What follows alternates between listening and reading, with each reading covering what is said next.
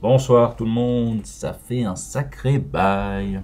Eh oui, le travail, tout ça, la vie. Alors aujourd'hui je vous propose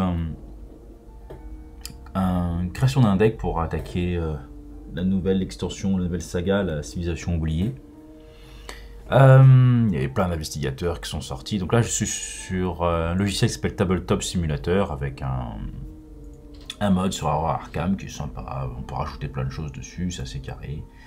J'aime bien. Alors pour aller vite, parce que la vidéo, le but c'est de monter un deck et on va plus parler de ça qu'autre chose.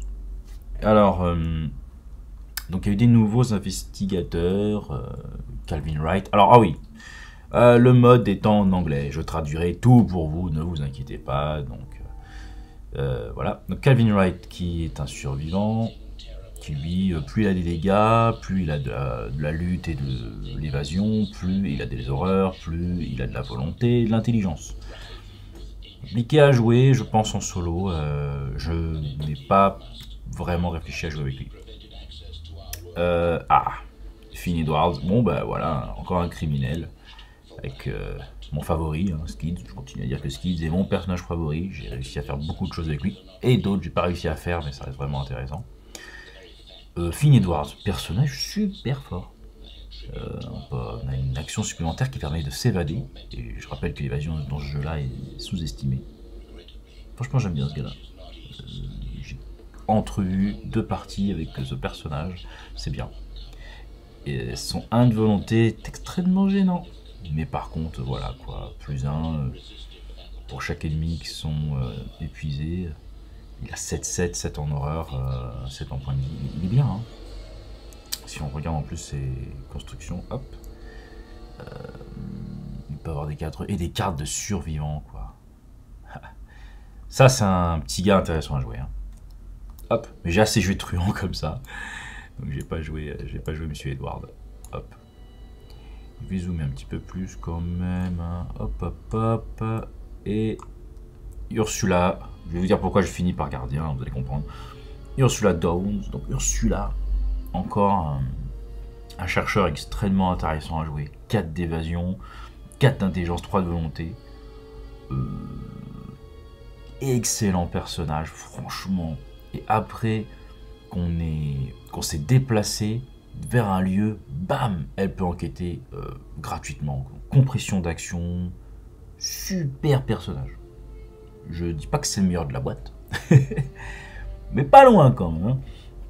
Hein. Surtout que, bon, bref, son signe des anciens permet de faire ce test. Si le test est terminé, on peut encore bouger. Donc, si on n'a pas fait son action d'enquêter, qu'on a début de son tour on enquête et qu'on fait un signe ancien et qu'on bouge gratuitement, et boum, on enquête gratuitement, c'est énorme. Bref, voilà quoi, c'est une aventurière. Si vous n'avez pas le livre sur tous les investigateurs d'Arkham, le gros bouquin là, son histoire est excellente. Franchement, très bon personnage. Avec des règles de construction intéressantes. Hein. Elle peut commencer avec des reliques de niveau 0 à 4 dans son deck. Donc elle peut mettre des reliques de n'importe quelle classe, on va dire. Franchement, personnage intéressant. De toute manière, tous les personnages dans Arkham sont intéressants pour moi.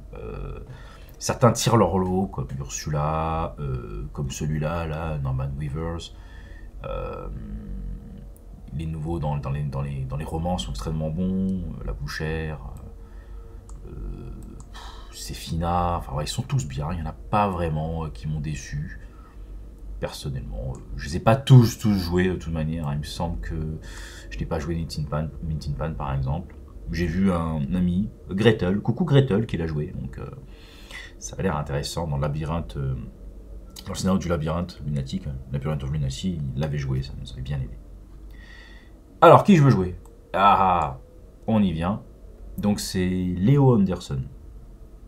Pourquoi? Bah, déjà gardien, c'est quelque chose qu'à chaque fois j'ai joué en one shot, c'est-à-dire que j'ai uniquement fait 1 ou 2 scénarios, j'ai lâché.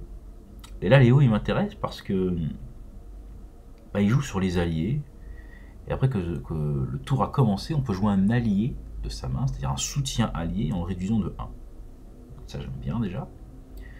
Son signe des anciens est intéressant, on va chercher 3 cartes au-dessus de son... Enfin, on regarde les 3 cartes au-dessus de son deck, et si il y a une carte d'allié, hop,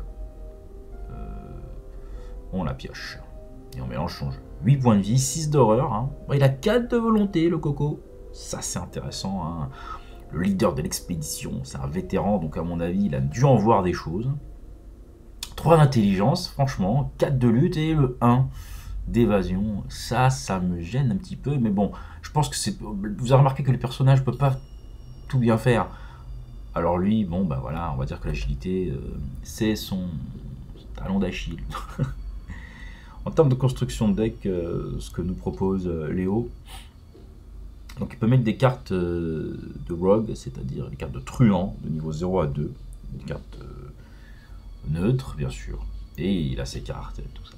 Cette petite histoire est sympa, hein. Il a passé toute sa vie dans les endroits les plus obscurs et les plus meurtriers du globe. Vraiment un vétéran, hein. C'est vraiment un mec intéressant. Voilà, donc je voulais jouer ça. Donc sa carte signature, son asset, c'est Mitch Brown, je pense que c'est son acolyte qui est dessus partout. On a en plus 2 slots d'alliés qui peut être uniquement mis pour mettre des alliés non uniques. Wouhou!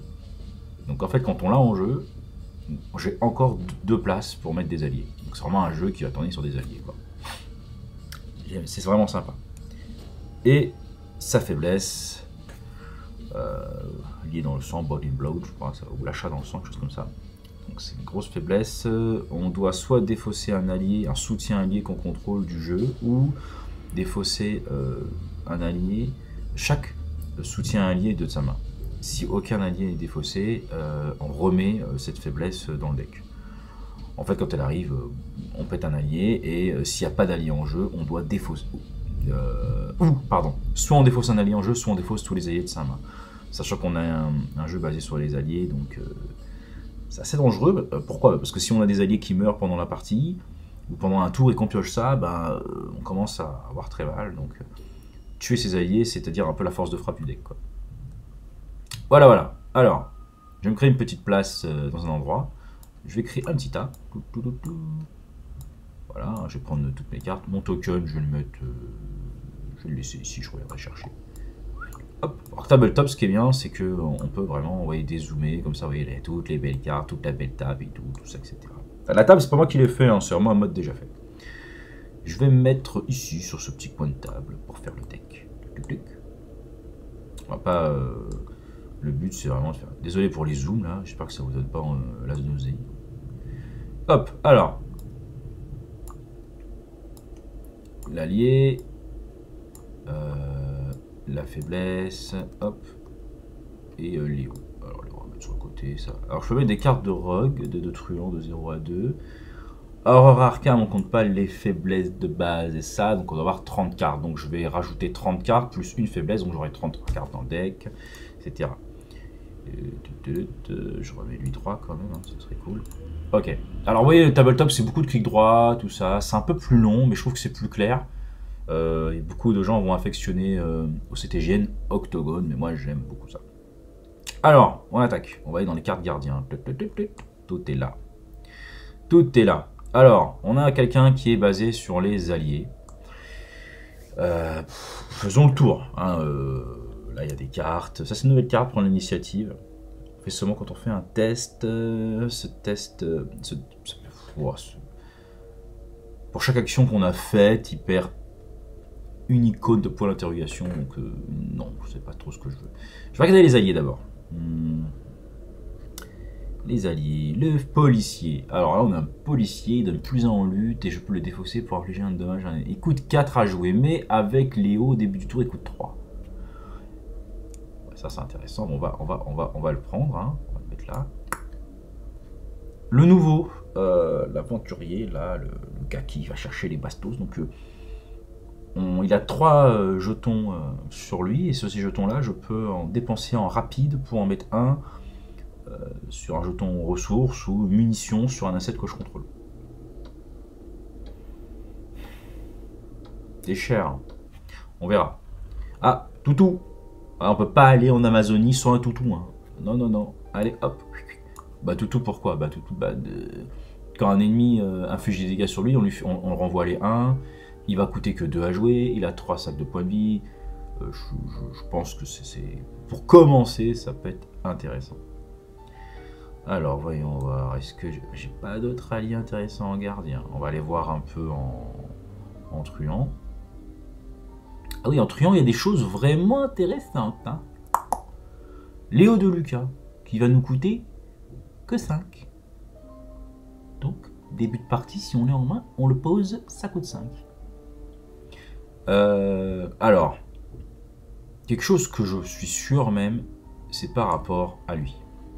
C'est-à-dire que si je pose un Léo de Lucas, je peux pas poser lui après parce que je n'ai qu'un seul slot d'allié. Il faudrait que je pose lui d'abord pour poser Léo après. C'est là où en fait, il faut faire des choix.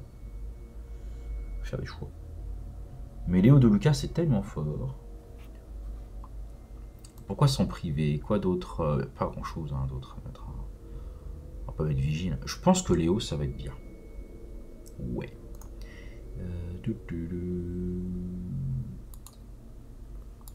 Voilà quoi. Ça peut être intéressant.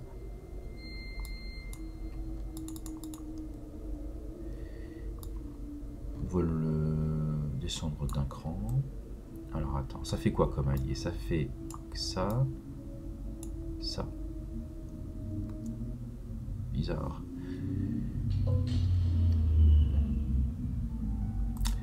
Alors. Ça c'est mon Léo Lucas. Ça fait de Léo. Est-ce que deux Coco? Est-ce que ça peut être... Des copies, hein, genre en réfléchissant. Est-ce que là... Voilà. Deux policiers, deux toutous, deux Léo. Sachant que là, on a une bonne base d'alliés. Et tout. Je pensais à une carte là. C'est une carte en neutre. Oh, il y a des cartes en neutre. Oh, ça va être la def. Voilà. On choisit un allié qu'on contrôle, un soutien allié qu'on contrôle, on le remonte dans sa main. Ben voilà comment on va chercher le... 9 cartes, hein. On appelle une faveur, on passe un petit coup de téléphone, là. Pip, pip. En plus, standardiste, on a besoin d'un allié. Et on va chercher 9 cartes au-dessus de son deck pour un allié et on le joue en réduisant le coût de X, où X c'est le coût de l'allié qu'on a remonté. Donc si on remonte un Léo de Lucas qui nous a coûté 6, on repose gratuitement forcément une carte. Ah bah oui. On va pas se gêner en jouer 2 ça. On va pas se gêner en jouer 2. Hop. Qu'est-ce qu'on peut jouer d'autre? Ouais, bon, bah écoutez, que dire? Mais aller en Amazonie sans son chien, sans sa lampe torche, je pense que là... Je vais peut-être pas en mettre des masses. On va voir. Alors, est-ce qu'on est Dora l'exploratrice? Sac à dos, sac à dos. Ma fille dirait oui sans hésiter. Quand même, quand le backpack arrive en jeu, c'est tout ce qui est item supplies. Donc ce sont tout ce qui est objet et tout ce qui est soutien des cartes et on les met face down dessous. Donc c'est 3 cartes. Donc je veux dire c'est 3 cartes cadeaux. C'est-à-dire que c'est 3 cartes qu'on met... C'est-à-dire qu'on regarde les 6 cartes et on prend 3 cartes et on les met sur le sac à dos, ce qui fait que ça permet de dégraisser le jeu, empêcher des alliés et éventuellement faire ça. J'en mettrais bien un. Ah oui, il y a une histoire de coup quand même. Hein. En neutre, toujours mettre... ah oui, hein. Ça et... Courage inattendu. Et où est-ce qu'il est? Trop de skill tue le skill. Donc ça c'est pour réussir d'attaque, ça c'est pour s'en sortir, ça c'est pour tout. Je pense que perception a sa place aussi. Est-ce que je gagne du fric? J'aime bien en mettre un comme ça. Alors déjà, ça j'en ai 2, ça j'en ai 1. Perception. On va en mettre 2 aussi. Ça aussi. Ça aussi. C'est pas que, mais ce petit package de cartes, ça aide énormément. C'est les skills, hein, c'est les compétences. Hein. Ça peut être pioché en plus. Courage inattendu, bah, c'est pour n'importe quel test, donc c'est bien. Multiclamp, sac cadeau et Colifavor. Est-ce que discuter ça peut être intéressant? Ça prend le slot du sac à dos. Non. Est-ce que je me soigne pas pour l'instant? Que Crinan, non. Je vous mettrais bien une cache. J'aime mettre les cartes en 1. C'est rigolo. Le mettre en double, ça grossit le deck. On a un petit deck, hein, et donc on va le dégraisser avec des sacs à dos, on va le dégraisser au fur et à mesure. Enfin, ça imposerait de mettre un deuxième sac à dos.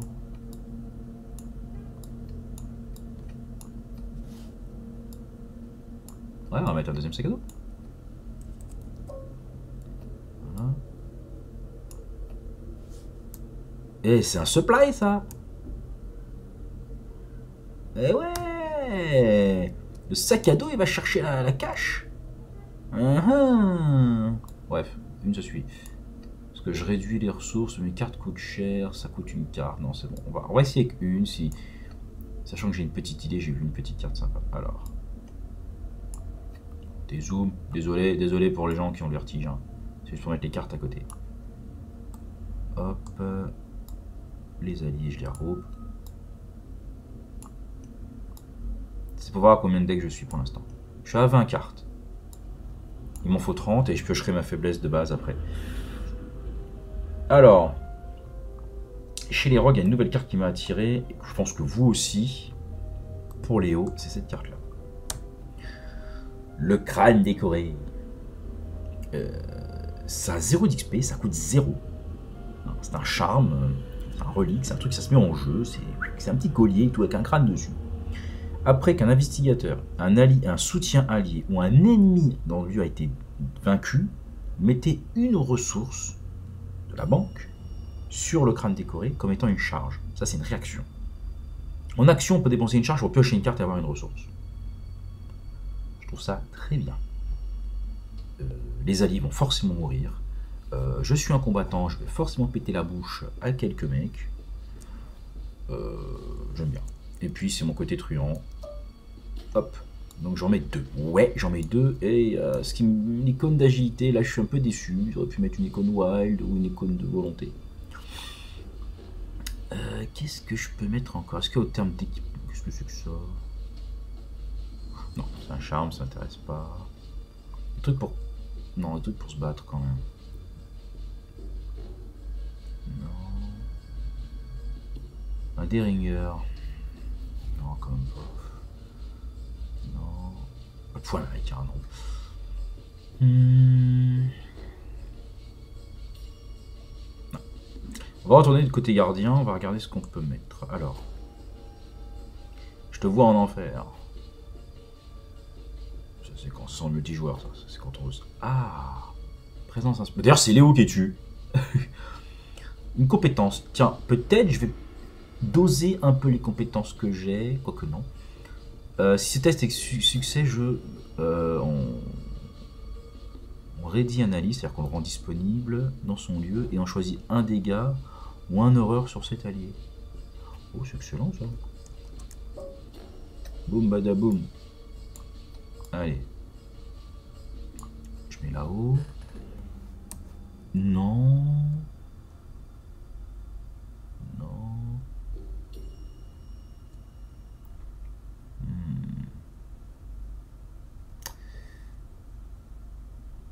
Ah non.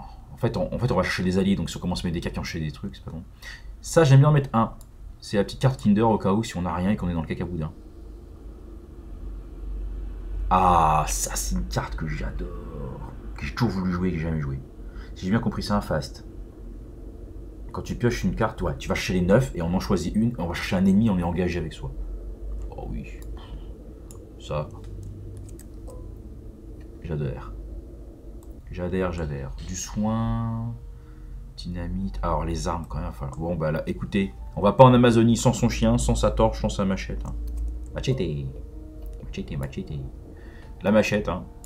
Elle n'a pas d'égal. Enfin, quoique, il y a une nouvelle arme là. Et qu'après un ennemi nous ait attaqué, pendant la phase d'ennemi, on peut épuiser le couteau de survie, on se bat à +2. Je suis pas très pour. Ah, ça a bugué. Je suis pas très pour parce que, regardez. Là, il coûte 2, il coûte 3. Ça, c'est on fight. En fait, la machette là, si on fight, et si l'ennemi attaqué est le seul ennemi engagé, on fait plus un dégât. Là, on fait juste un combat, on n'a pas de plus un dégât, mais surtout, ça c'est une réponse.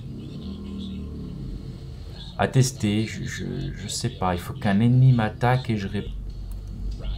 Non, on va prendre la machette. Ok.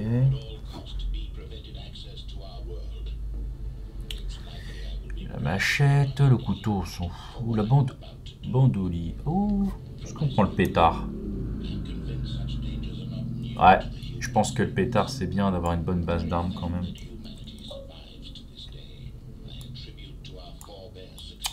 Alors, en termes d'événements, 2, 1, 2, tac tac tac, ça c'est pour soigner. Bon, l'automatique quand même pas, first aid quand même pas. Alors on est comment là?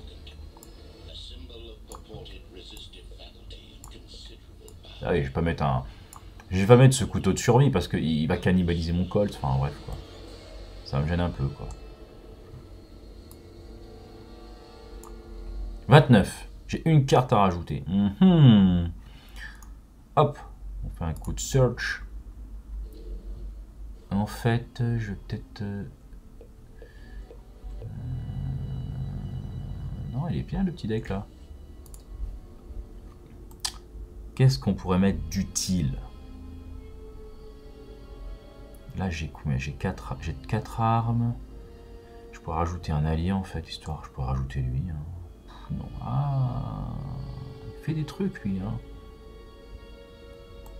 Qu'est-ce qu'il y a ici que je pourrais mettre? Une petite carte de truand Kinder intéressante. Ça, c'est intéressant ça. Si on fait un test et on peut dire je mets tant de ressources, si je réussis d'au moins un ou moins, ben, c'est encore une compétence, ça m'énerve. Je mets un peu trop de comp là. Je suis pas assez de permanent en jeu.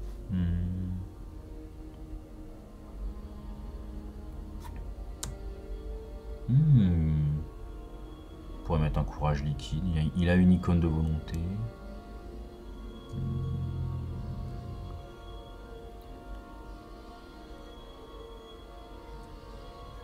En fait, en neutre, il y a quoi d'autre là-haut? Bon, je vais pas mettre ces cartes. Ça, c'est pas maintenant ça. L'allié là, c'est quoi son icône à côté? C'est une icône en plus d'intelligence. On va le rajouter, il coûte pas cher à jouer. Allez hop. Hop. 30. Et on la faiblesse maintenant.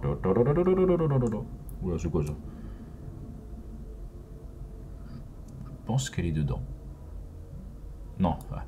C'est pour plus tard ça. Je cache. Je mélange.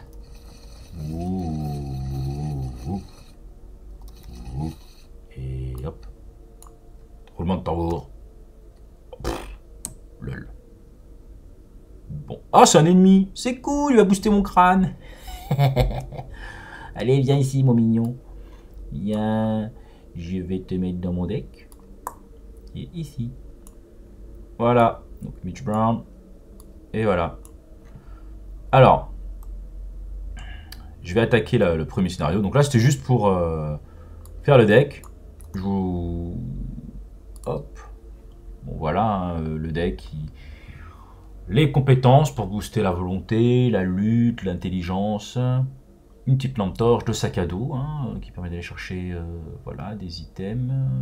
Par contre, j'ai que comme item. Ouais, j'ai un item, ça. Voilà, donc j'ai des armes. Ça peut être sympa. Voilà. À tester un petit dodge. J'aurais bien peut-être rajouté.